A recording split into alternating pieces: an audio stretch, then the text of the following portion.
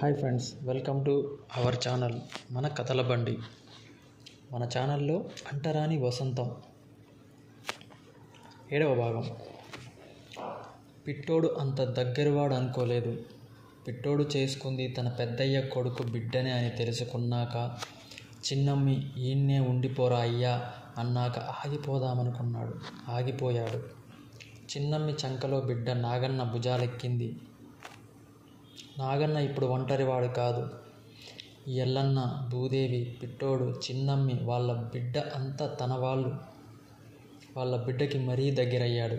ఆ పిల్ల ముక్కు రక్కుతుంది, జుట్టు పీకుతుంది. చిన్నమ్మి రంగు, పిట్టోడి జుట్టు. పిల్ల విచిత్రమైంది. పేరు నాగన్నే పెట్టాడు, సుభద్ర. పిట్టోడికి నోరు తిరగలే, చిన్నమ్మికి నోరు తిరగలే. అయిన సుభద్రే. ఎన్నెల దిన్నిలో కొత్త పేరు అలవాటు పడుతుంది. కాలం వేగంగా పరుగు తీస్తుంది. పరుగెత్తే కాలంతో ఎన్నెల దిన్ని బోలెడు మార్పులకు గురైంది. ఎల్లన్న ఇప్పుడు పక్కల దిన్ని పారిపోయిన దిశమల పిల్లాడు కాదు. గడ్డం మీసం పుట్టుకొచ్చిన ఆటలాడు, పాటగాడు. ఆటలెల్లడు, పాటలెల్లడు. రూతుకు రూబేను మాటలు గుర్తొస్తున్నాయి. ఈ దేశాన్నుంచి కొందరు విచిత్రమైన అవకాశాల్ని, అంతులేని వనరులని లాక్కేసుకున్నారు. ఏళ్ళు గడిచాయి. ఎన్నో దారుణాలు, ఎన్నెన్నో డాంబికాలు. విజ్ఞానమంతా తమ సొత్తైనట్టు కులం దుప్పటి కప్పుకొని, కులం కత్తి పట్టుకొని పాలించారు, ప్రాణాలు తీశారు. వాళ్ళ విశ్వానికంతటికి ప్రభువులు, దేవునితో సమానులు. వాళ్ళని పూజించాలి, సేవించాలి, గౌరవించాలి. వాళ్ళ కోసం సర్వాన్ని పణంగా పెట్టాలి. వారి పాదాల్లో పవిత్రత ఉంది.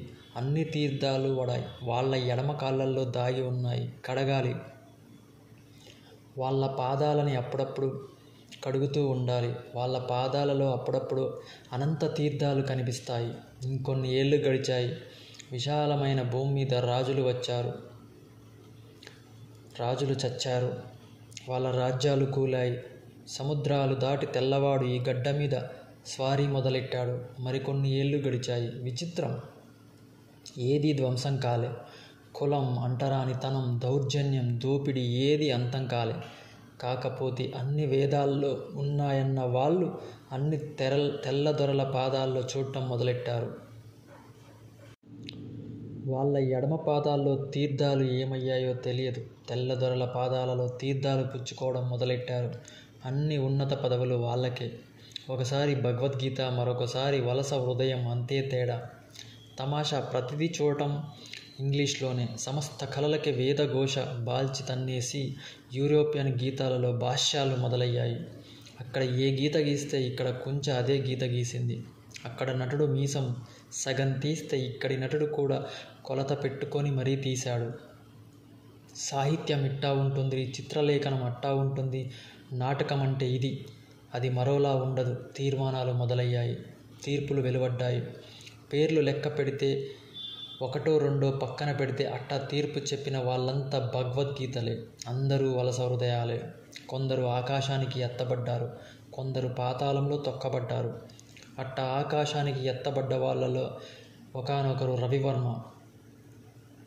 ఆయనకే అందని అందాలు అంటూ రాశారు. నిజమే, ఆయనకి అందని అందాలు చాలా ఉన్నాయి. కాకపోతే అవి అంటరాని వసంతాలు. ఈ భూమి మీద కురిసి వెలిసిన వెలి కదలికలు. ఆ వెలి కదలికల్లో తెలుగు నాటకం మూలాలు చూడడానికి ఇష్టపడడు రాజమన్నార్.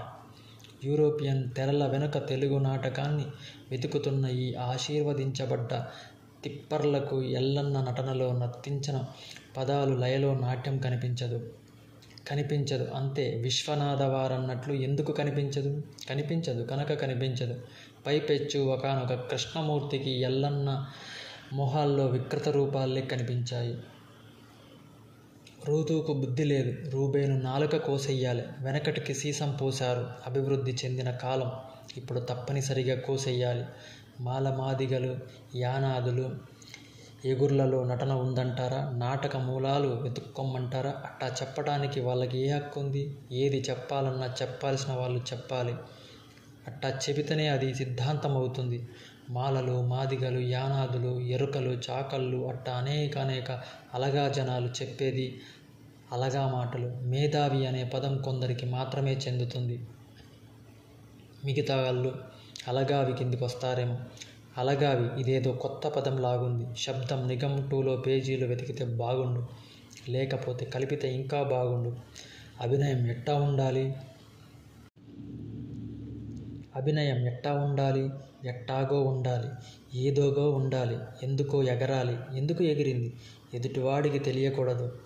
మనుషుల్లా ఎగిరినట్టు ఎగరకూడదు.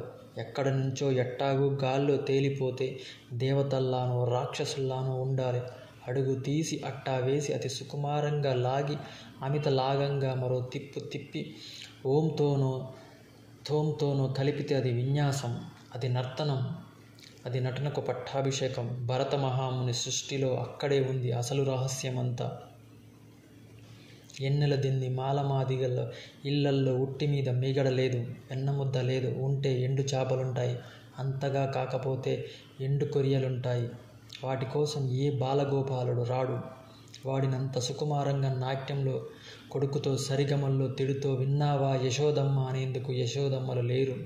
ఎన్నెల దిన్ని యశోదత్త ఆ సమయాన ఒడ్డు మీద అందమైన అతి సుకుమారమైన రాగయుక్తమైన ఫిర్యాదు వస్తుందని ఆరు బయట ఎదురు చూస్తూ కూర్చోదు. కూరసట్లోకి ఇసుక దూసరా కోస్తూ ఉంటుంది. కాకపోతే తనది కాని పొలంలో నారు పీకుతూ ఉంటుంది. ఆ పూట ఇంత సంకటి ముద్దకి భూమంతా వెతుకుతుంది. అంతే అన్వేషణ, అంతే పోరాటం. ఆ యశోదకి బాలగోపాలుడు నోరు తెరిస్తే భూమండలమంతా కనిపిస్తుంది. ఆ యశోద విస్తుపోతుంది.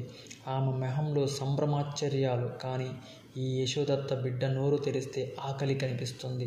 విస్తుపోదు, ఏడుస్తుంది. ఆమె మొహంలో సంభ్రమాశ్చర్యాలు కనిపించవు. సద్దికోడు మిగల్చని రాత్రిని తిట్టిపోస్తుంది, మొగుణ్ణి తిట్టిపోస్తుంది, తన పుట్టుకని తిట్టుకుంటుంది. కసి తీరదు, బిడ్డను కొడుతుంది. కొట్టాక వాణ్ణి దగ్గరికి లాక్కుంటుంది. ఆకలి కడుపులో దాచుకుంటుంది. దొరికితే కూటి మెతుకులు వెతుక్కోమని అట్టా గంటలు రోజులు చెప్పాడు రూబేను చరిత్రని. సాహిత్యానివి మాటలు కావు, గుండె కోతలు, గుచ్చుకొన్న సెలవ చీలలు. రూబేను ఎంత ద్రోహం చేసింది ఈ సాహిత్యం బిడ్డ పాత్రకి. ఎంత సహజంగా, ఎంత కృత్రిమంగా మలిచింది. తల్లి పాత్రకి అంత ద్రోహం చెయ్యొచ్చా? ఏమిటిదంతా? మరణాంతర సన్నివేశంలా చలనం ఒక్కచోటే ఆగినట్టు, ఆగి తైతక్కలాడినట్టు. ఊహల వికృత రూపం, అద్భుతమైన వికృత రూపం, అందమైన వికృత శిల్పం. అందం కూడా ఎంత వికృతంగా ఉంటుంది నిజంగా అనిపిస్తుంది. అందానికి అర్థం తిరగరాయాల్సి ఉంటుంది. ఆ రోజు రూబేను మాటలు విని రూతు అందానికి అర్థం తిరిగి రాయాలన్న రూబేను కళ్ళల్లో మెరుపు, మొహంలో తొంగి చూసిన చిలిపి నవ్వు పదే పదే గుర్తొస్తుంది రూతుకు. అనుకుంటే ఇప్పుడు నవ్వొస్తుంది. ఇంకా ఏమంది రూతు? ఆ మాటలు సరిగ్గా గుర్తు రావాలి. రూబేను ఆ రోజు కవిత్వమే చెప్పాడు. ఆ కవిత్వానికి ఉన్న అందం కూడా అప్పుడే చూసింది రూతు. నిజంగా ఏమంది తాను? అందమంటే గుర్తొచ్చింది రూబేను. నీ ఎల్లన్న సుభద్ర ఎట్టా ఉండేది? అందంగా ఉండేదా? నాకన్నా అందంగా ఉండేదా? చుక్కల్ని ఏడ్చి పేర్చి ముగ్గు కర్రగి ఎట్టా ఉంటుంది? అట్టా ఉంటుంది అని అన్నాడు రూబేను. నిజంగా రూబేను ఎట్టాంటి కవి! బండ సందులో ఎగిరే ఈ పావురంలో పదాలని చెక్కి పేర్చే నైపుణ్యం ఎట్టా అబ్బింది? ఆ ఊహా చిత్రాన్ని మనసులో గీచుకుంది రూతు. గీతలు సరిగ్గా కుదరటం లేదు. చుక్కల ముగ్గు కర్ర అనే మాట మాత్రం పదే పదే అనుకుంది.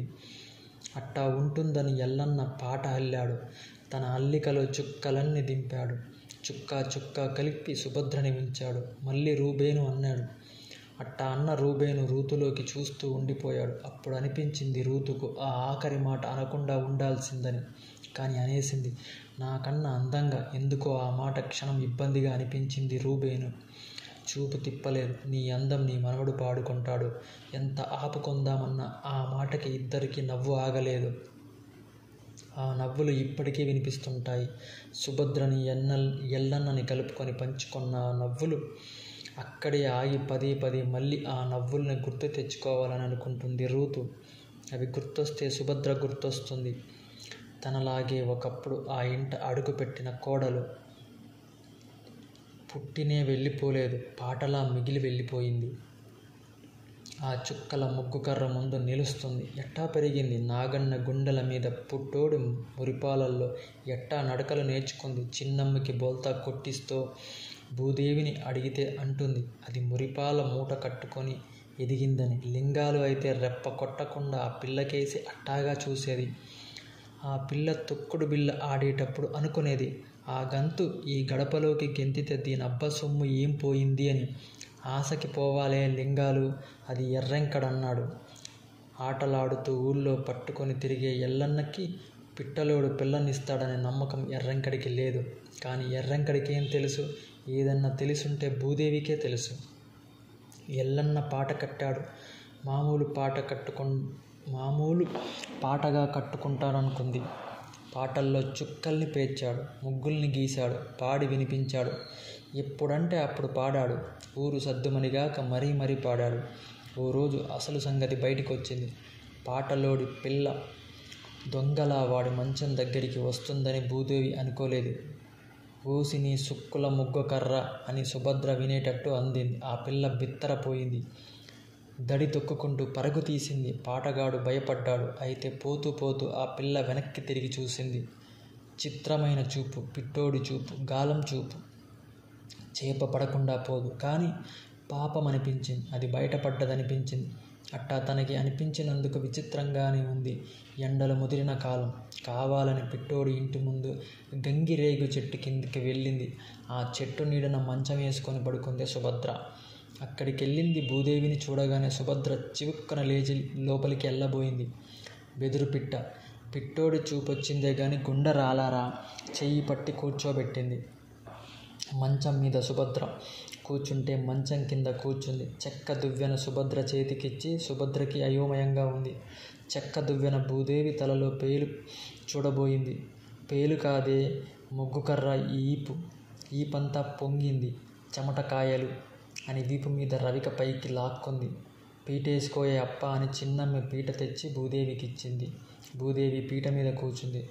చెక్క దువ్వెనతో కొసలతో చెమటకాయలు ఒక్కొక్కటి గీయకటం మొదలెట్టింది సుభద్ర. అదే అమ్మ అడుగుంటే చేసేది కాదు. ఇంకో సందర్భంలో అయితే భూదేవి అడిగినా చేసేది కాదు. రాత్రి జరిగిన సంఘటన గుర్తొచ్చి ఒప్పుకుంది. కాకపోయినా భూదేవి పెద్దమ్మ మంచిదనే అభిప్రాయం సుభద్రకుంది. చిన్నమ్మి ఆ మాట ఈ మాట కలపడం మొదలెట్టింది. చిన్నమ్మి మాటలకు తలా తోక ఉండదు. అమ్మ మాట్లాడకుంటేనే బాగుంటుందని అనుకుంటుంది సుభద్ర. కానీ చిన్నమ్మి మాట్లాడకుండా ఉండదు. ఆ మాట ఈ మాట అయ్యాక సుభద్ర పెళ్లి మాట ముందుకొచ్చింది. సుభద్ర ఊహించని మాట భూదేవి నోటిగుండా వింది. ఎల్లన్నకి ఇయ్యరాదంటే లింగాలు ముచ్చట తీరుద్ది అని భూదేవి అంది. నాదేముందే అప్ప, బిడ్డిట్టం పెళ్ళిట్టం, అబ్బిట్టం పెళ్ళిట్టం అని అంటూ తన మాట విలువ ఇంట్లో లేదనే తెప్పి పొడుస్తూ మాట విసిరింది. సుభద్ర భూదేవి ఈపు మీద గట్టిగా బరికింది.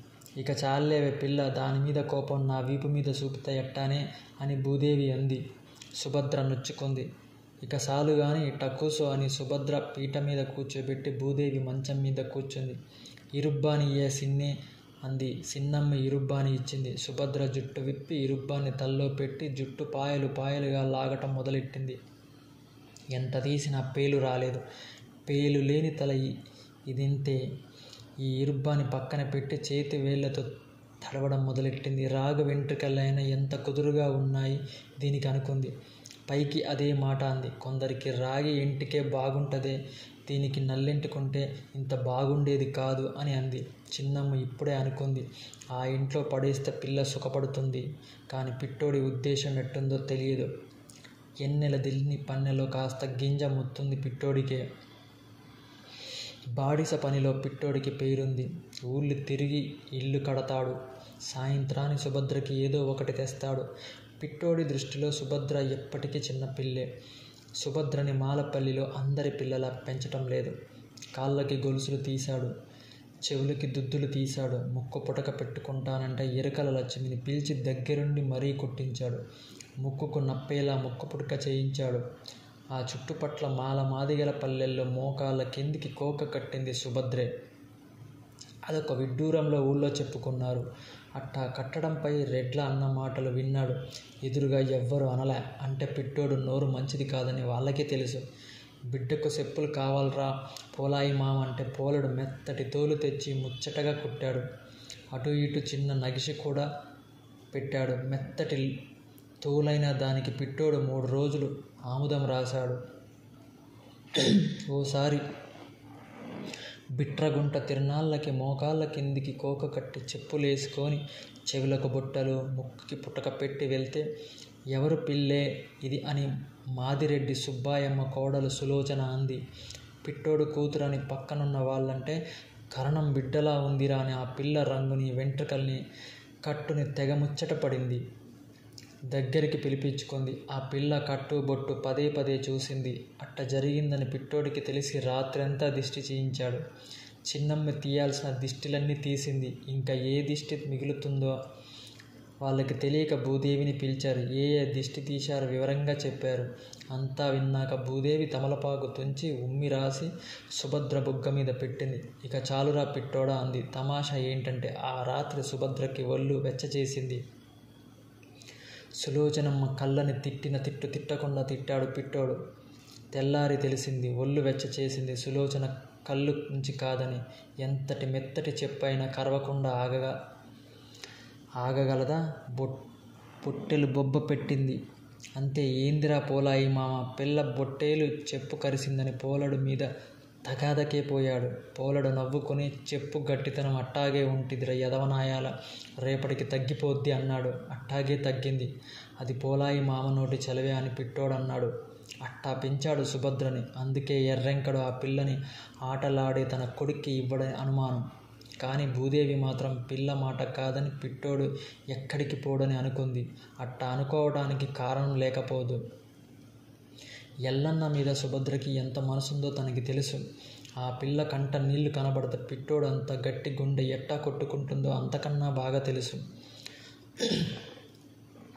అక్షరాల భూదేవి అనుకున్నట్టే జరిగింది. కోళ్ళ దిన్ని సంబంధం చూశాడు పిట్టోడు. పప్పు కూటికి రేపు వస్తాన్రా ఇంట్లో అన్నాడు. అప్పుడు కుండ బద్దలు కొట్టినట్టు చెప్పింది సుభద్ర. చేసుకుంటే ఎల్లన్ననే చేసుకుంటానంది. అప్పుడు ఆలోచించాడు పిట్టోడు. ఎల్లన్నను గూర్చి నింపాదిగా. అటు ఎర్రెంకడి కుటుంబానికి ఇటు భూదేవి కుటుంబానికి ఒక్కడే బిడ్డ. తనకు ఒక్కడే కూతురు. ఆటలంటూ ఊళ్ళు తిరగని కొంపకొస్తే చాలు వాడేం చాకిరీ చేసి సుభద్రని చాకాల్సిన పని లేదు. అట్టా ఆలోచించాక చిన్నమ్మితో తన ఆలోచన చెప్పాడు. చిన్నమ్మ ఆ మాట భూదేవి చెవిలో వేసింది. భూదేవి వెంకటనరసు లింగాలు పెదమాల పిట్టోడింటికి పప్పు కూటికి వెళ్ళారు. 3 రూపాయల 6 నలాల ఊలి, కాళ్ళకి గొలుసులు, చెవులకి కమ్మలు పిల్లకి పెట్టేటట్టు మాట్లాడుకున్నారు. ముహూర్తం పెట్టుకోవడం పెళ్ళి జరగడం రోజుల్లోనే జరిగిపోయింది. ఎల్లన్న సుభద్ర తన దగ్గరే ఉంటారన్నారు భూదేవి. అట్టాగే అన్నాడు ఎర్రెంకడు. సుభద్ర అతని ఆటకి పాటకి అడ్డు రాలేదు. భూదేవి మాత్రం ఎల్లన్న పగలంతా ఎక్కడ తిరిగినా రాత్రికి ఇంటికి చేరితే బాగుంటుందనుకుంది. అదేంటో గాని వ్యాపారం అంటూ వెంకటనరసు ఊళ్ళు తిరుగుతున్నాడు. ఆటలంటూ ఎల్లన్న ఊళ్ళు తిరుగుతున్నాడు. ఇంట్లో 2 ఆడాళ్లే మిగిలిపోతున్నారు. ఎందుకో భూదేవికి ఈ పద్ధతి అంతగా నచ్చడం లేదు. సుభద్రని మాత్రం చిన్నమ్మి కన్నా బాగా చూసుకుంటుంది. ఎల్లన్న కన్నా సుభద్ర తనకి చాలా దగ్గర దానిలా, కడుపున పుట్టిన దానిలా అనిపిస్తుంది. దీని కడుపు ఎంత తొందరగా పండితే అంత బాగుంటుంది అనుకునేది. భూదేవి కోరిక తీరుస్తూ సుభద్ర నీళ్ళోసుకుంది. మగబిడ్డని కంది. శివయ్య అని నాగన్నే పేరు పెట్టాడు. భూదేవికి సుభద్రకి శివయ్యే ప్రపంచమయ్యాడు. ఎల్లన్నకు చిన్నప్పుడు మనస్సు మీద పడ్డ ముద్ర చెరిగిపోలేదు. చిన్నవాడుగానే నాగన్న దగ్గర పాటుకున్న పట్టు నేర్చుకున్నాడు. అడుగులకున్న లయ క్రమబద్ధం చేసుకున్నాడు. పెద్దయ్యాక చెంచు నాటకం నేర్చుకోవాలని పట్టుపట్టాడు. నాగన్నతో పోరు పట్టాడు. నాగన్నకి ఉరుముల నృత్యంతోనే కాదు రాయలసీమ బయలాటతో కూడా పరిచయం ఉంది. తనని ఇంతవాన్ని చేసిన చంద్రప్ప తక్కువ కళాకారుడేం కాదు. ఆయనకి వీధి భాగవతం తెలుసు. ఒక్క మాటలో చెప్పుకుంటే జానపదం రూపం మీద చంద్రప్పకి మంచి పట్టుంది. ఆ పట్టునే ఉరుముల నృత్యంతో పాటు నాగన్నకు నూరిపోశాడు. చంద్రప్పకి సహజంగానే పండితుల మీద కోపం ఉండేది. ఆ కోపంలో అనేక కథలు చెప్పాడు. చెప్పేవాడు అనే కన్నా అల్లేవాడు అనొచ్చు. చంద్రప్ప తనకి చెప్పినవన్నీ నాగన్న ఎల్లన్నకి చెప్పాడు. వాటిని ఆటకి పాటకి జత చేశాడు. మారాటోడు మనోడే తోలుబొమ్మలతో పురాణాల్ని చెప్పాడు. వాడు తయారు చేసిన కేతుగాన్ని బంగారక్కని తయారు చెయ్యమన్నట్టు పండితులని వాళ్ళ రాధ వాళ్ళ కృష్ణుడు మన బంగారక్క కేతుగాళ్ళ ముందు ఎందుకు పనికొస్తారు అట్టా చెప్తూ ఉండేవాడు. అంతా చెప్పి అర్థమైందా అనేవాడు. అర్థం కావాలా మాట చిన్నదే, తవ్వితే చాలా ఉంది, పూడ్చగలిగితే ఎంతో లోతుంది. తవ్వాలి, తట్టలు మట్టి తవ్వాలి, పెద్ద గొయ్యి పూడ్చాలి. అట్టా చెప్పకపోయేవాడు. ఎల్లన్న చూపంతా నాగన్న మీదే పెట్టి వినేవాడు. ఒకరోజు బ్రహ్మదేవుడు పెద్ద కంత్రి అంటూ ఒక కథ చెప్పాడు. బ్రహ్మదేవుడు దేవతలకి ఓ నాటకం రాసి ఇచ్చాడు. సురాసుర పురాణం నాటకం మొదలైంది. ప్రేక్షకుల్లో దేవతలున్నారు, రాక్షసులున్నారు. తన సహజమైన బాణీలో సురులు అనగా దేవతలు, అసురులు అనగా రాక్షసులని చెప్పేవాడు నాగన్న. అట్టా చెప్తున్నప్పుడు అర్థాలు వాళ్ళకే కాదు మనకి తెలుసు అన్నట్టు ఉండేది ఆ పట్టుదల. నాటకం మొదలైంది, సగంలోకి వచ్చింది. ప్రేక్షకుల్లో కలకలం బయలుదేరింది, రాక్షసుల్లో అసహనం మొదలైంది. నాటకంలో తమకి ద్రోహం జరుగుతోంది. రచయితగా బ్రహ్మ కుట్ర చేశాడు, దర్శకుడిగా దేవతల పక్షం వహించాడు. రాక్షసుల పాత్రలు ఓడిపోతున్నాయి. రాక్షస ప్రేక్షకులు ఓర్చుకోలేకపోయారు, తిరగబడ్డారు. దేవతల్ని దొరికిన వాళ్ళని దొరికినట్టు తన్నారు. దేవతలు 4 దిక్కులా పరుగుదీశారు. ఒరే ఎల్లన్న, ఆడు ఎవడు? బెమ్మ జగత్ కంత్రి గోసి ఊడిపోతుంటే పరుగెత్తి భూమి మీద పడ్డాడు. గంగ ఒడ్డున శంబాట్కకి పోబోయాడు. గంగ ఊరుకుంటుందా? ఎవరామ? ఎవరి తల్లి ఆమె?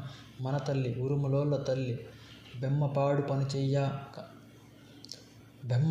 పని చెయ్యమాక అంది. అంతేకాదు, మీ ఋషులు నన్ను గబ్బు చేస్తున్నారు, వాళ్ళని కూడా తోలుకుపోరా అంది. బెమ్మ బిక్కమొహం వేశాడు. గంగ తన 1001 పుత్రులని 1001 కూతుర్లని పిలిచింది. 1001 పుత్రులు అప్పుడే పుట్టతేనె పిండుతున్నారు. 1001 కూతుర్లు అప్పుడు తుంపకల్లాం తిరగబడుతున్నారు. అమ్మ గొంతు వినగానే గంగ బిడ్డలు చేసే పని పక్కన పెట్టి తల్లి ఒడ్డు గుమ్మికూడారు. తల్లి 10,000 వందనాములు అన్నారు. మమ్మల్ని పిలిచిన కారణం శిలవసంగమన్నారు. అప్పుడు బిడ్డల్ని చూసింది గంగ. గుడ్లల్లో నీళ్లు పెట్టుకుంది. బిడ్డలు తల్లడిల్లిపోయారు.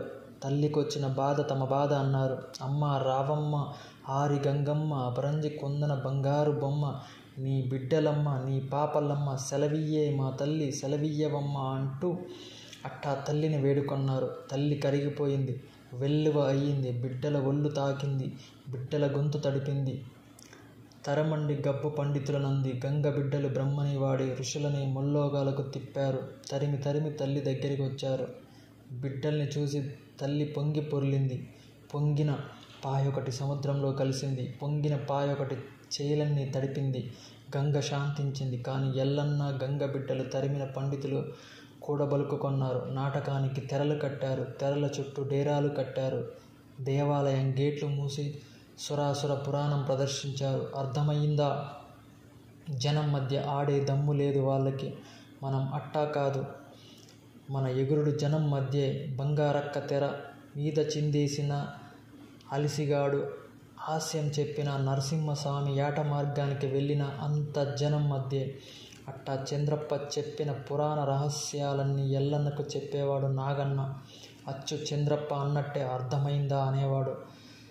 సంగతి చిన్నదే కానీ ఎంత తవ్వితే అంత లోతుంటుంది అనేవాడు. ఎంత పూడ్చినా అంత గుంటుంటుంది అనేవాడు. తవ్వాలే, పూడ్వాలే అనేవాడు.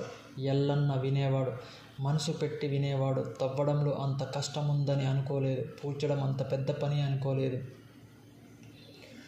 ఓ రోజు నిండు వెన్నెల నిండా కురుస్తున్నప్పుడు ఎన్నెల దిన్ని ఇసుక దిబ్బల మీద భాగవతం జట్టును కూర్చోబెట్టాడు. పగలంతా చాకిరీ చేసేవాళ్ళు, రాత్రి ఇసుక తిన్నెల మీద చేరేవారు. నాగన్న చెప్తుంటే నేర్చుకునేవాళ్ళు. చెంచులక్ష్మి నాటకం పుస్తకం ముందు ఉంచుకోరు. నాగన్న ఏది చెబితే అదే చెంచులక్ష్మి మాట పాట.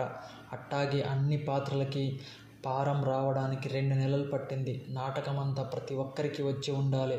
ప్రతి ఒక్కడు ఏ పాత్ర అయినా వేయాల్సి ఉంటుంది. మరో 1 నెల అడుగులకి సరిపోయింది. మొత్తానికి 3 నెలల్లో నాటకం పూర్తయింది. మొదట ఎల్లన్నని చెంచులక్ష్మి పాత్ర వేయమన్నారు నాగన్న. కానీ నరసింహస్వామి పాత్రకి మనిషి దొరకలేదు. అందుకని ఆ పాత్ర ఎల్లన్నే నేర్చుకున్నాడు. ఆ తర్వాత ఆ పాత్ర ఎల్లన్న పేరుతో చుట్టుపట్ల మారుమ్రోగింది. ఎన్నెల దిన్ని పల్లెలో భాగవతం జట్టు కట్టారని చుట్టుపక్కల తెలిసిపోయింది. ఎన్నెల దిన్ని ఊళ్ళో అదో వింతైంది, నవ్వులాటైంది. పనిలోకి వచ్చిన వాళ్ళతో ఎగతాళిగా అనేవాళ్ళు. రచ్చ దగ్గర అదో తమాషాగా చర్చయింది. మొదటి ప్రదర్శన ఎన్నెల దిన్ని మాలపల్లిలో జరిగింది. నరసింహస్వామి ఎల్లన్న కట్టాడు. భూదేవి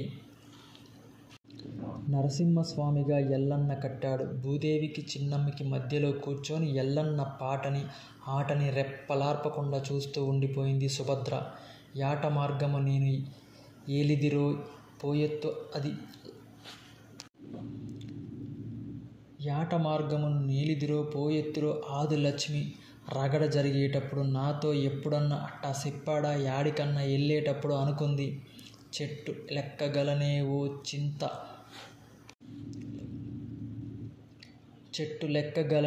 చెంచితా, పుట్ట లెక్కగలనే అని చెంచులక్ష్మి దగ్గర అంటుంటది. అన్ని డంబాలు. చింత చెట్టు ఎక్కి చింత చేగురుకోయను. అయ్య గొప్పల లోటేమి లేదు అనుకుంది. ఈడికి చింత చెట్టు ఎక్కడమే రాదు అని పైకి భూదేవి అంది. భూదేవిని మాత్రం సుభద్రని దగ్గరికి లాక్కుంది. సుభద్ర బాగా దగ్గరికి జరిగింది. నిజానికి ఆ రోజు ఆటని ఎల్లన్నతో ఆటగాళ్ళు కాదు నడిపించింది, నాగన్నే నడిపించాడు. సూత్రధారుడు మెదులుకొని అవసరమైన ప్రతి పాత్ర చేశాడు. రాత్రి అన్నాలు తిన్నాక మొదలైన ఆట తెల్లారిందాకా సాగింది. ఇక్కడ ఆట ఆడడం కానీ అది ఏ స్థాయిలో ఆడించిందని గొప్ప కాదు. చుట్టుపట్ల మాదిగల పల్లెల నుండి జనం వచ్చారు. రాయలసీమ అట్టా ఆ కులం వాళ్ళు ఆడుతారని తెలుసు. ఉత్తరాదిన కూడా అక్కడక్కడ ఆడుతారని తెలుసు. తెలంగాణలో మాదిగల సింధు భాగవతం, కోస్తా రాయలసీమలలో మాలల వీధి భాగవతం వినటానికైతే విన్నారు. ఎన్నెల దిన్ని ప్రాంతంలో అది కొత్తే. అందుకే కోళ్ళ దిన్ని, పక్కెల దిన్ని, చింతలకుంట ఆ చుట్టుపక్కల ఊళ్ళ నుంచి జనం ఎన్నెల దిన్ని వచ్చారు. ఎన్నెల దిన్ని మాలపల్లి మాదిగపల్లె చుట్టాలతో నిండిపోయింది. చుట్టాలని సంతృప్తిపరచడానికి కోళ్ళని కోశారు. అసలే వెన్నెల రాత్రి. వెన్నెలంతా ఎన్నెల దిన్ని పల్లెలోనే కురుస్తుంది. ఆడాళ్ళు ఉన్నంతలో మంచి గుడ్డలు కట్టారు. తల చిక్కులు తీసుకున్నారు. తలనిండా పూలు పెట్టుకున్నారు. భూదేవికైతే కాలు భూమి మీద నిలవటం లేదు. అల్లుడు ముఖానికి అర్ధలం పూసి భుజభక్తిలు, కర్ణాభరణాలు, హారం, కత్తి మొదలైన అలంకారాలు చూసి చంకలో ఎక్కి కనబడం లేదే అత్త అన్న ఎల్లన్నని గుర్తు తెచ్చుకుంది. నవ్వొచ్చింది. దిష్టికి తీయాలనుకుంది. ఆట అయ్యాక తీద్దామనుకుంది. నాగన్న మాత్రం టెంకాయపై కర్పూరం వెలిగించి ఎల్లన్నకు 4 చుట్లు తిప్పి టెంకాయ నేలకేసి కొట్టాడు. నాగన్నది గొప్ప మనసు అనుకుంది భూదేవి.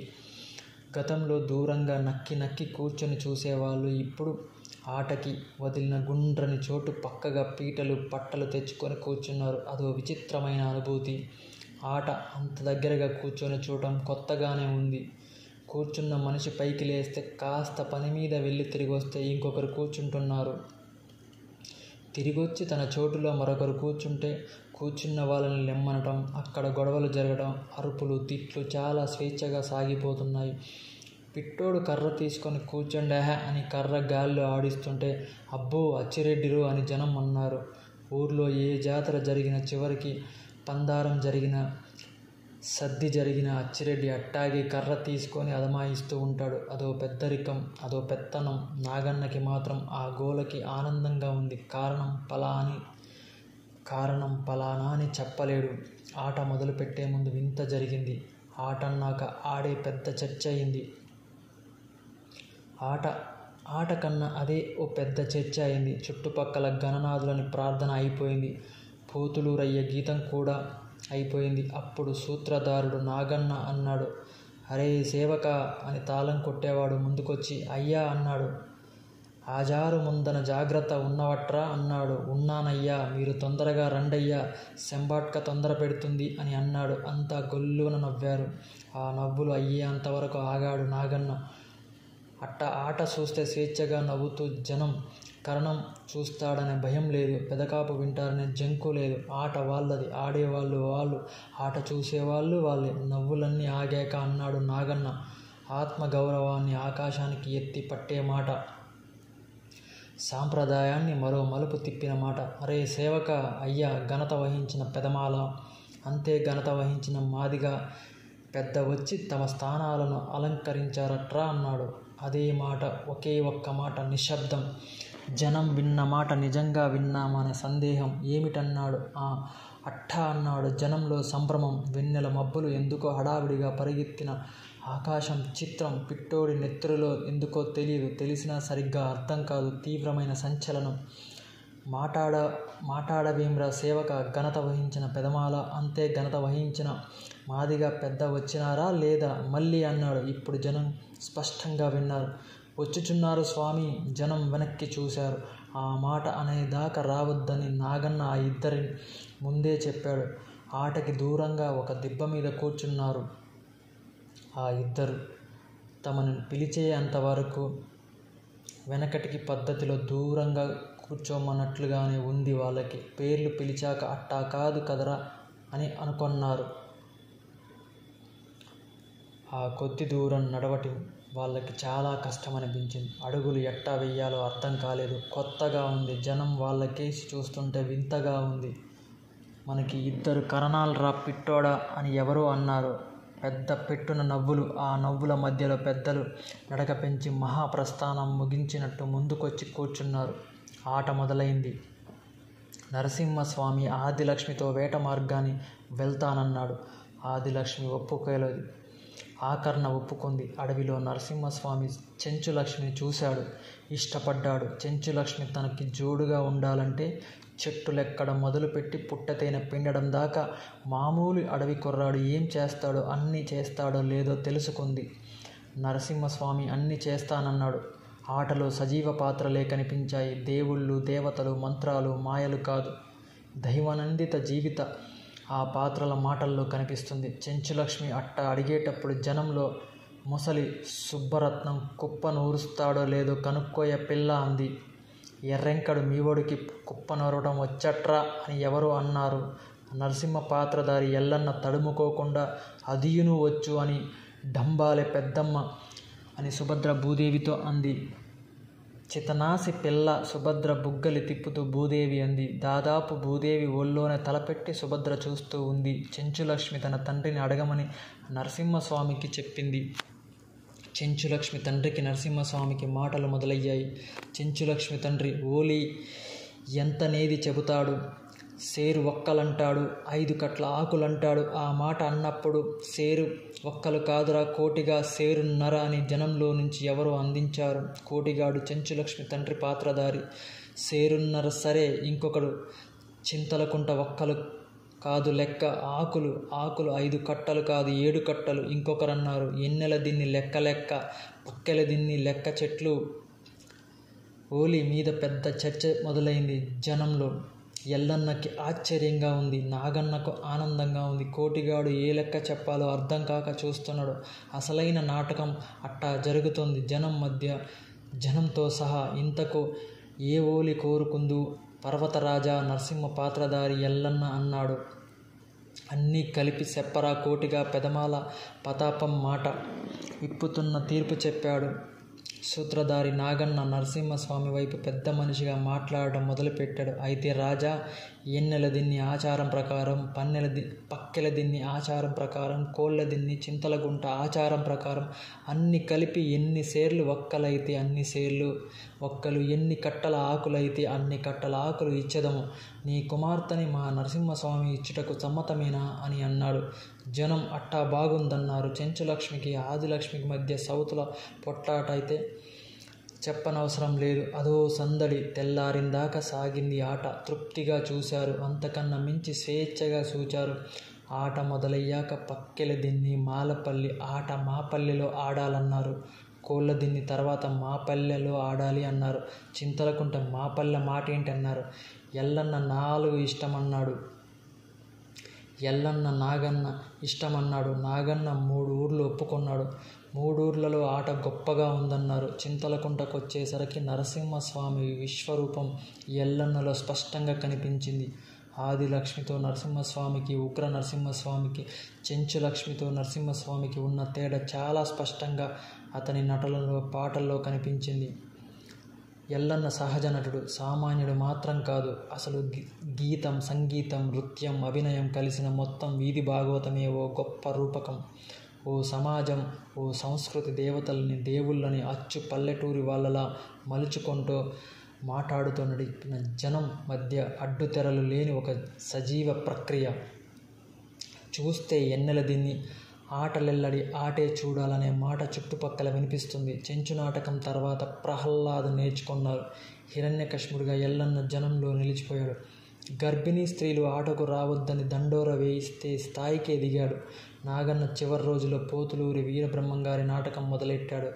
ఆటలెల్లడి పేరు ఓ వైపు మారిమోగిపోతుంటే మరొక వైపు ఒక విచిత్రమైన వాతావరణం అగ్రకులాల్లో మొదలైంది. అది ఒక్క ఎన్నెల దిన్ని అగ్రకులాల్లో పెద్దల్లోనే కాదు, పెక్కల దిన్ని, కోళ్ళ దిన్ని, చింతలకుంట, ఇంకా ఆ చుట్టుపక్కల ప్రతి ఊర్లో ఆ వాతావరణం వాళ్ళకే మింగుడు పడని పద్ధతిలో మొదలైంది. ఎన్నెల దిన్ని ఊరి పెద్దలకైతే అదో తల కొట్టేసినట్టు సమస్యగా ముందుకొచ్చింది. చంద్రప్ప అన్నట్టు విషయం చిన్నదే, కానీ చాలా లోతు ఉంటుంది. పూడిస్తే చాలా మట్టి పడుతుంది. ఆటలెల్లడి ఆట మాలమాదిగల పల్లెల్లో ప్రదర్శన జరుగుతుంది. అది సమస్య కాదు. వాళ్ళని పిలిచి ఊర్లో ప్రదర్శన ఎట్టాగూ ఏర్పాటు చేసుకోరు. ఆటలెల్లడి పేరు మాలమాదిగల్లోనే కాదు, ఇతర కులాల్లో వినిపిస్తుంది. ఎన్నెల దినిలో ప్రదర్శన అయ్యాక బాగుందని తెలుసుకొని మొదట్లో చాకళ్ళు, మంగళ్ళు, కుమ్మర్లు పక్కలూరికి ఏదో పని మీద పోయినట్లు పోయి చూశారు. తర్వాత ఆటకే వెళుతున్నట్లు వెళ్ళారు. అంతటితో ఆగలేదు. ఎన్నెల దిన్ని పల్లెలకే వెళ్ళటం మొదలెట్టారు. అయినా సరే అది పెద్దింటికి పెద్ద పట్టింపు కాదు.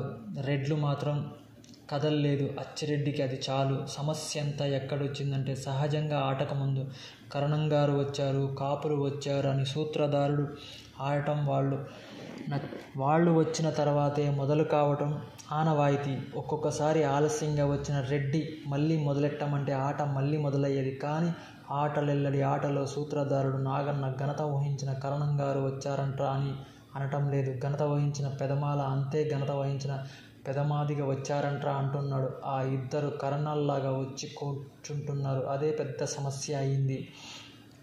ఎన్నెల దిన్ని పిల్ల కరణానికి, అచ్చిరెడ్డికి, ఇంకా కొందరు పెద్దలకు తల కొట్టేసినట్టయింది. అగ్రకుల అహంకారం ఆ మార్పుని జీర్ణించుకోలేకపోయింది. వాళ్ళ దృష్టిలో నాగన్న, ఎల్లన్నలు పెద్ద దుర్మార్గుల్లా కనిపించారు.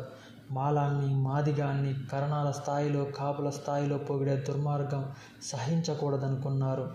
ఆ ఇద్దరికీ బుద్ధి చెప్పాలనుకున్నారు.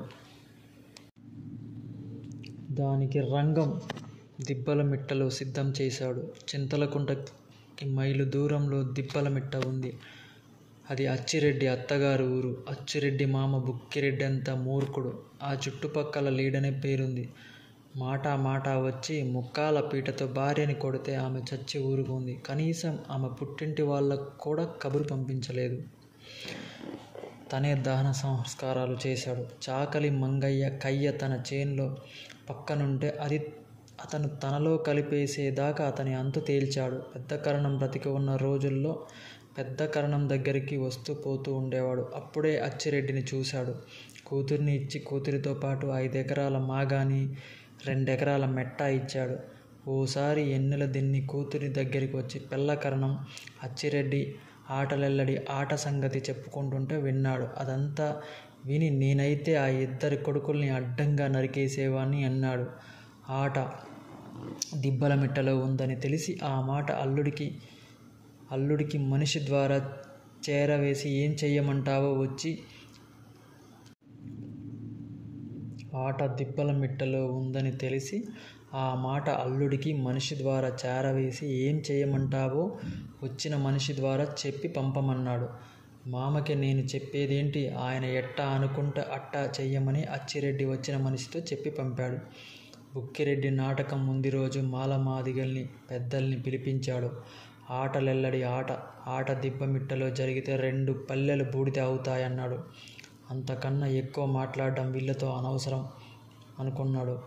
అయినా అంతగా ఆట ఆడాలనుకోవాలంటే పెదమాలని, మాదిగల్ని,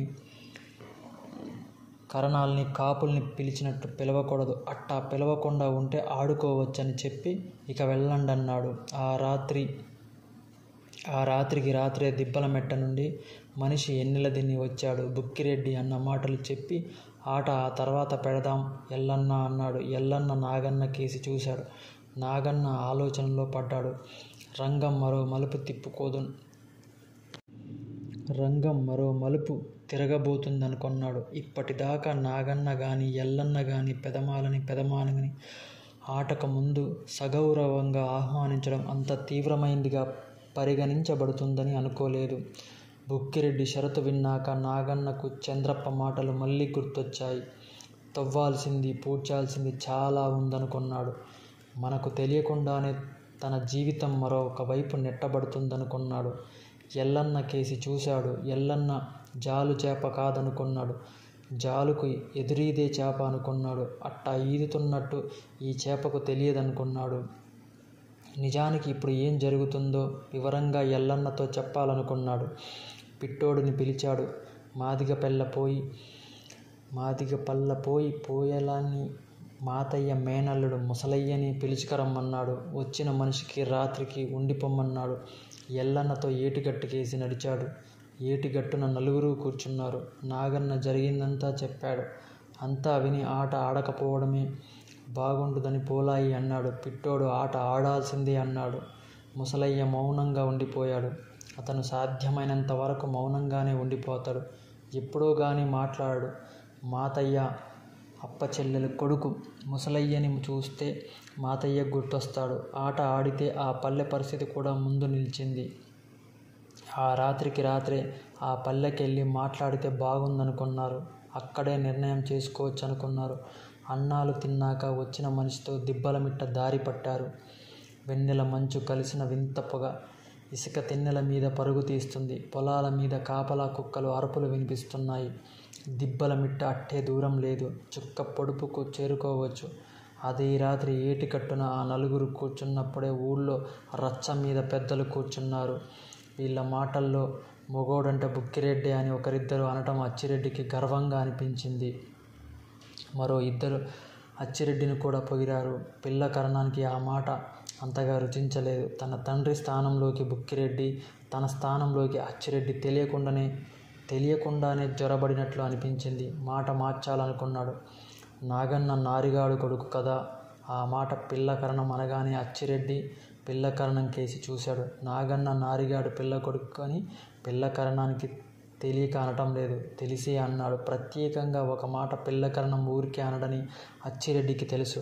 అప్పటికి అవును అని ఊరుకున్నాడు. అంతా వెళ్ళిన రచ్చ మీద ఆ ఇద్దరు అట్టాగే కూర్చున్నాడు. కూడబలుక్కొని అనుకున్నట్టు మాలాడి దిబ్బ సేద్యం ఆ ఇద్దరి మనసుల్లో మెదిలింది. ఆ రోజే అడ్డుపడాల్సింది పిల్లకరణం అన్నాడు. ఏ రోజు? అచ్చిరెడ్డి పలానా రోజని అనుకున్న కరణం నోటికుండా వినాలని అడిగాడు. మాలాడి దిబ్బ మాలమాదిగల సేద్యం మొదలెట్టిన రోజు. కరణం నింపాదిగా అన్నాడు. అచ్చిరెడ్డి కళ్ళ ముందు మాలాడి దిబ్బ సేద్యం ముందు నిలిచింది. అచ్చిరెడ్డి కళ్ళ ముందు మాలాడి దిబ్బ సేద్యమే కాదు, అప్పుడు పిల్లకరణం దెయ్యాల దిబ్బ దెయ్యాలే తిన్ని అచ్చిరెడ్డి అన్న మాటలు కూడా ముందు నిలిచాయి. ఆ రోజు పిల్లకరణం ఆ మాటే అన్నాడు. నిజానికి మాలాడి దిబ్బే కాదు, ఎన్నెల దిన్ని పరిసరాల్లో లెక్కలోకి రాని పొలం చాలా ఉంది. అది ఇప్పటిదాకా కరణం పొలం అనే జనానికి తెలుసు. అంతేకాదు ఇనాంబువులు అసలు భాగవతం ఎన్నెల దిన్ని జనానికి అర్థం కాని విషయం కూడా. ఎన్నెల దిన్నిలో కాకుండా చుట్టుపక్కల గ్రామాల్లో కూడా కరణం ఇనాం క్రింద పెద్ద కరణం ఎంత సొంతం చేసుకుంది లెక్కలు చెప్పగలిగే సత్తా ఎవరికీ లేదు. చాకలి, మంగలి, కుమ్మరి, కమ్మరి, వడ్రంగి ఇట్టి ఇనామ భూముల్లో ఎక్కువ భాగం కరణం పొలాలే కలపబడ్డదే సంగతి కూడా ఆ కులాల వాళ్ళకి తెలియదు. కుమ్మరికి మట్టికి వదిలిన 2 ఎకరాలు కమ్మరి మాన్యం కింద అందరికీ తెలుసు. అది దాదాపు 5 ఎకరాలుందని పెద్ద కరణానికి మాత్రమే తెలుసు. చాకలి బట్టలు ఉతకడానికి, ఆరేసుకోవడానికి కుంట చెరువు, దాన్ని ఆనుకొని ఉన్న 6 ఎకరాలు మాత్రమే చాకళ్ళకి తెలుసు. కానీ మిగిలింది పెద్ద కరణం మాత్రమే చెప్పగలడు. ఆ ఊళ్ళో దేవదాసీలు లేరు, కానీ దేవదాసీల పేరు 25 ఎకరాలు లెక్కల్లో ఉంది. అది దేవుడు మాన్యంతో కలిసి ఉందని కరణం అనేవాడు. దేవుడు పేరు ఉన్న, దేవదాసి పేరు ఉన్న అనుభవించేది కరణమే. ఎట్టి మాన్యం పంటకాలంలో గింజలు కొలతలతో జల్లెడబడి అయిపోతుంది. ఎట్టి మాన్యం పంట కాలంలో గింజల కొలతలతో చెల్లుబడి అయిపోతుంది. పొలం ఉందని ఉంటే ఎంతుందని ఎట్టి అడగలేదు, కరణం చెప్పలేదు. పనుల మాన్యాలు ఉన్నాయనే సంగతి ఎన్నెల దిన్ని జనాలకి తెలియకపోవడం వింతేం కాదు.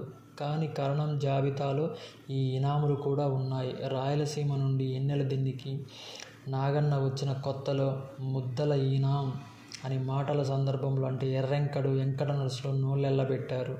పిట్టోడు మాత్రం అదేదో చెప్పమని పట్టుబట్టాడు. అది ఎన్నెల దిన్నికి దానికి తూర్పున ఉన్న చింతలకుంటకి పొలిమేర తగాదా వస్తే ఆ సందర్భంలో ముద్దల ఇనాం ఇస్తే నేను తగాదా తీరుస్తానని నాగన్న నవ్వుతూ అన్నాడు. అప్పుడు విన్నారు వాళ్ళు ఆ పేరు. పొలిమేర తగాదా తీర్చడానికి ఒక వ్యక్తి ఉంటాడు. అతను పొలిమేరలు నిర్ధారణ చేసి పొలిమేర పొడుగున అన్నం ముద్దలు పెడతాడు. దాన్నే ముద్దల ఇనాం అంటారు. అలాంటి విషయాలు పిట్టోడు లాంటి వాళ్లకు ఆశ్చర్యాలు. కానీ కరణాన్ని అదృష్టం కలిసొచ్చే సందర్భాలు. విచిత్రం ఏమిటంటే బ్రిటిష్ వాళ్ళు గ్రామ నౌకరులకి డబ్బు రూపంలో ఇవ్వటం మొదలెట్టాక ఈ రకం ఇనాముల్లో ఎక్కువ భాగం కరణాల కిందో భూస్వాముల కిందో సొంత ఆస్తిగా మిగిలిపోయాయి. భూమి మీద జరిగిన ఒక విచిత్రమైన నాటకం అది. పిల్లకరణం చాలా దూరమే ఆలోచించాడు. రైతులకి భూమి అమ్మకం కూడా ముందు చూపుతోనే చేశాడు. రోజు రోజుకి మార్పు చెందుతున్న గ్రామ సీమల స్వరూపాల్ని క్షుణ్ణంగా పరిశీలించాడు. అప్పుడప్పుడు అనుకునేవాడు, ఎన్నెల దిన్ని వదిలేసి నెల్లూరు చేరుదామని. పెద్ద కొడుకు చదువుతున్నాడు. దొరల ప్రాపకంలో అల్లుడికి మంచి పలుకుబడి ఉంది. ఊర్లో కూడా అచ్చిరెడ్డి లాంటి రైతులు గ్రామ పెత్తనంలో ముందుకొస్తున్నారు. పిల్లనిస్తూ దిబ్బలమిట్ట బుక్కిరెడ్డి అచ్చిరెడ్డికి కొంత పొలం ఇచ్చాడు. కిందటేడు మరో 10 ఎకరాలు కొన్నాడు. ఆ 10 ఎకరాల పక్కనే పోరంబోకు ఉంటే తనతో మాట మాత్రం అనకుండా కలిపేసుకున్నాడు. అచ్చిరెడ్డిని చూసి చూడకుండా పోనిస్తే 2-3 రైతులు కూడా అదే చేశారు. అలగా జనం పలానా రెడ్డి గౌరి మనుషుల్ని పిలవటం పిల్లకరణానికి ఎందుకో అంత వినబుద్ధిగా లేదు. చెప్పకనే కొన్ని పరిణామాలు తనకు అనుకూలంగా లేవు. అదిగో ఆ నేపథ్యంలో మాలాడి దిబ్బ దెయ్యాలే తినని అని అచ్చిరెడ్డి అన్నాడు. అయితే వాళ్ళని పిలిచి మాలాడి దిబ్బ మీరు చేసుకోండ్రా అని పిల్లకరణం వాళ్ళకి ఇవ్వలేదు. ఈ ఎన్నెల దిన్ని చింతలగుంట పొలిమేర గొడవ రోజు ఆషామాషిగానే పిట్టోడు నాగన్న చాలా విషయాలు మాట్లాడుకున్నారు. పిట్టోడిలో చిన్న అలజడి బయలుదేరింది. తన ఈడు వాళ్లతో కలిపి చూశాడు. కాస్త ఆశ కనిపించింది. మాదిగ కుర్రాళ్ళని కదిలిస్తే బాగుంటుందిరా పిట్టోడా అన్నాడు. మాదిగ పిల్లలు కుర్రాళ్ళు సిద్ధమయ్యారు. ముసలయ్య పోలెడు ముందుకొచ్చారు. పథకం నాగన్న గీశాడు. ముందు మాలాడి దిబ్బలో చెట్లు కొట్టాలన్నారు. కొట్టేటప్పుడు కరణం అడిగితే, అచ్చిరెడ్డి లాంటి రైతులు అడిగితే కట్టెపుల్లలని చెప్తామనుకున్నారు. ముందు రోజు బెరుగ్గానే వెళ్ళారు. 2-3 చెట్లు కొట్టి ఆగారు. ఆ రోజు వెళ్ళింది అంతా కుర్రాలే. వాళ్లలో ఉంది నాగన్న ఒక్కడే. చెట్లు కొట్టకపోయిన నాగన్నతో పాటు ఎల్లన్న ఉండిపోయాడు. ఎల్లన్న అక్కడికి వెళ్ళినందుకు ఎర్రెంకడికి దాదాపు అదురు జ్వరం వచ్చినంత పనైంది. 2వ రోజు కుర్రాళ్ళ సంఖ్య పెరిగింది. 2వ రోజు మధ్యాహ్నం దాకా కొట్టారు. రైతులెవ్వరూ ఆ విషయం పట్టించుకోలేదన్నట్లు లేదు. 3వ రోజు సంఖ్య పెరిగింది. దాదాపు సగం దిబ్బ చెట్లు ముళ్ళకంప కొట్టేశారు. అప్పుడు ఆలోచించింది ఊరి పెద్దలు రచ్చ చేశారు. తెల్లారి మాల మాదిగల్ని గేవి చెట్టు కిందికి పిలిచారు. ఊరు బయట 2 పల్లెలకి చీలే దారిలో పెద్ద వేప చెట్టు ఉంది. అది ఊరికి ముందు పుట్టిందని కొందరు, పెద్ద కరణం నాన్న దాన్ని నాటాడని కొందరు చెప్పుకుంటారు. గెముడి చెట్టు కాస్త గెవిటి చెట్టు అయింది. దాని కింద అరుగు కూడా ఉంది. మాల మాదిగల్ని పిలవాల్సి వస్తే ఆ చెట్టు కిందికే పిలుస్తారు. మాల మాదిగల తీర్పులు ఊర్లో చేయటం అప్పటికి నామోషి లాంటిది.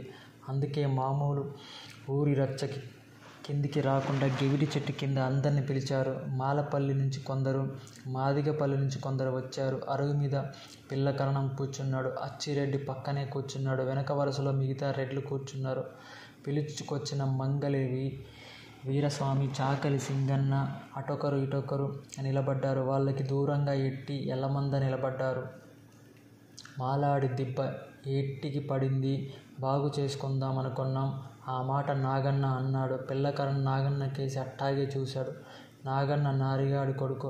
నారిగాడు ఎట్టా చచ్చింది పిల్లకరణానికి తెలియంది కాదు. తన తండ్రి మరణం మీద పిల్లకరణానికుండే అనుమానాలు పిల్లకరణాలకున్నాయి. మధ్యలో రంగాయి లేకపోతే తాను చాలా దూరం వెళ్ళేవాడు. అచ్చిరెడ్డి తన తల్లి బజారుకు తీసుకురావద్దని కాళ్ళ వేళ్ళ పడ్డాడు. అయినా పోయిన తండ్రి ఎట్టాగూ తిరిగిరాడు. అందుకే తండ్రి మరణం గురించి బయట రకరకాలుగా చెప్పుకున్న ఆలోచనలు తనలోనే దాచుకున్నాడు. అంతేకాదు ఎన్నెల దీనిలో జరుగుతున్న మార్పులు కూడా తనని మరోవైపు ఆలోచించేలా చేస్తున్నాయి. అచ్చిరెడ్డి మిగతా రెడ్డి గమనించారో లేదో పిల్ల కరణానికి తెలియంది కాదు కానీ అతను మాత్రం ఒకటి గమనించాడు. గవిడి చెట్టు రచ్చ ఎప్పుడో కానీ జరగదు. అట్టా జరిగినప్పుడు ఎంత రమ్మన్నా మాలమాదిగలు ఇంతమంది రారు. ఒక్కోసారి బెదిరించి రచ్చకు తీసుకురావాల్సి వచ్చేది. కానీ ఇప్పుడు చాలామంది వచ్చారు. గతంలో ఏదన్నా అడిగితే ఒకడి మీద ఒకటి చెప్పుకునేవాళ్ళు. కానీ ఇప్పుడు నాగన్నే చెప్పడం మొదలెట్టాడు. గమనించాల్సింది మరొకటి కూడా ఉందనుకున్నాడు పిల్లకరణం. పెద్ద కరణం పొలం పని రోజుల్లో మధ్యాహ్నం కూటి కావిళ్ళు కూడా మాల వాళ్ళకి మాదిగ వాళ్ళకి వేరుగా ఉంచేవాడు. రచ్చ దగ్గర కూడా వేరువేరు గుంపులుగా కూర్చునేవాళ్ళు. ఇప్పుడు అట్టా లేదు. అంతా ఒకే చోట కూర్చున్నారు. మాలల్లో పిల్లోడు, మాదిగల్లో పోలడు చూపులతో కాస్త తేడా కనిపిస్తుంది. వాళ్ళ చూపులు అనుమానంగా ఉన్నాయి. పెదమాల మాదిగ పెద్ద చూపులు ఆందోళనగా లేవు, గత్తరగా లేవు. పిల్లకరణం అచ్చిరెడ్డి కేసి చూశాడు. గవిడి చెట్టు రచ్చలో కూర్చోవడం అచ్చిరెడ్డికి కొత్త కాదు. కానీ కరణం పక్కన కూర్చోవడం కొత్తే. అచ్చిరెడ్డి అట్ట తన పక్కన కాకుండా వెనుక వరుసలో కూర్చుంటే బాగుండేదనుకున్నాడు. చెట్లు కొట్టాక మీతో చెబుదాం అనుకున్నాం. నాగన్న నిజం చెప్పడం లేదని పిల్లకరణానికి తెలియకపోలేదు. ముందే చెబుదామనుకుంటే మీరు నెల్లూరు పోయారని తెలిసింది. తన పెద్దరికానికి ఆ మాటలు పనికొచ్చేవిగా అనిపించాయి. పిల్లకరణానికి మార్పు కోరేవాడికి ఆ మాత్రం పెద్దరికం కాపాడుకోవడం మంచిదేననిపించింది.